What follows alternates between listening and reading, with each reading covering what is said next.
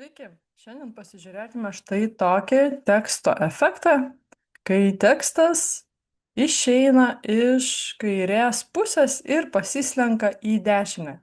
Tai galime eiti į Canva pradžios puslapį, štai čia spausti video ir pasirinkti video dydį, kokią mes norime dydžio. Tai pavyzdžiui, aš renkuosi patį pirmą video landscape, spaudžiu.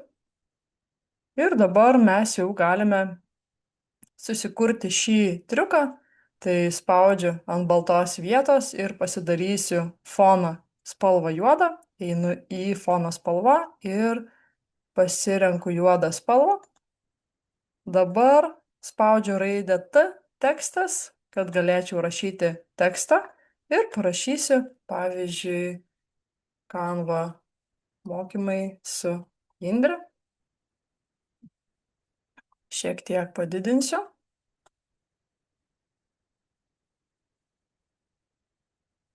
Taip, ir dabar galime padėti dar liniją, tai spaudžiu raidę L ir turiu liniją, liniją apsuksiu, tai paspaudus ant linijos, šiek tiek žemiau matome rodyklės, tai aš pasuksiu 90 laipsnių kampu ir padėsiu štai čia. Taip, gal dar šiek tiek sutrumpinsiu liniją, štai dedu čia ir dabar mes norime, kad mūsų tekstas išvažiuotų, tai mums dar reikia formos. Forma atsiras, kai paspausime raidę R, ropę, turime formą ir formą aš dedu prie linijos. Ir formos spalvą padarysiu juodą. Einu į spalvas viršuje ir pasirenku juodą spalvą. Tai dabar su klaviatūros mygtuku į kairę pusę šiek tiek pavažiavau, kad mano linija matytųsi. Žinoma, jeigu mes norime, kad linija būtų storesnė, galime spausti ant linijos ir pasikoreguoti linijos storį. Tai einame į 3 brūkšnius, kurie yra viršuje ir galime pasikoreguoti brūkštelėjimo storį.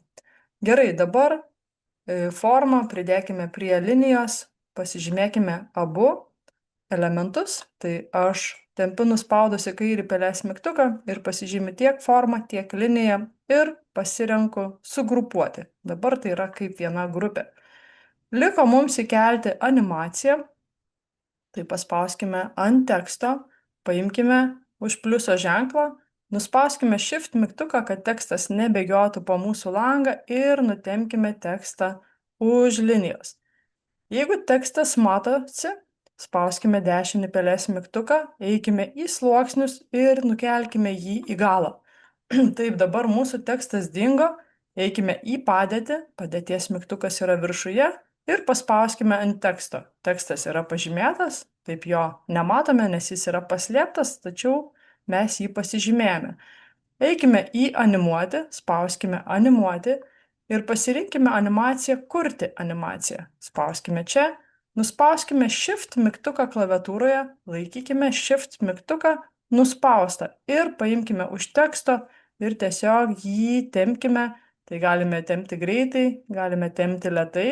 Jeigu matome, kad sujudėjo, ištrinkime tą kelią ir pabandykime iš naujo. Nuspaudžiu Shift mygtuką ir tempiu savo tekstą, kol jis išvažiuoja.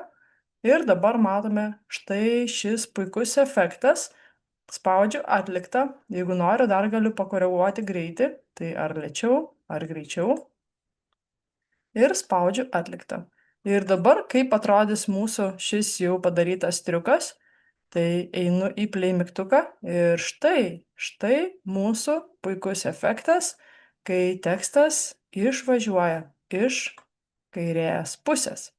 Tikiuosi, jums šis triukas patiko ir žinoma, jeigu norite išmokti daugiau, sužinoti daugiau Canva galimybių, apsilankykite mano puslapyje coursera.lt, kur rasite labai daug visokiausių Canva ir ne tik Canva mokymų, kuriuos esu įrašiusi labai išsamiai ir nuosekliai. Tai tiek šiam kartui ir iki kitų susitikimų.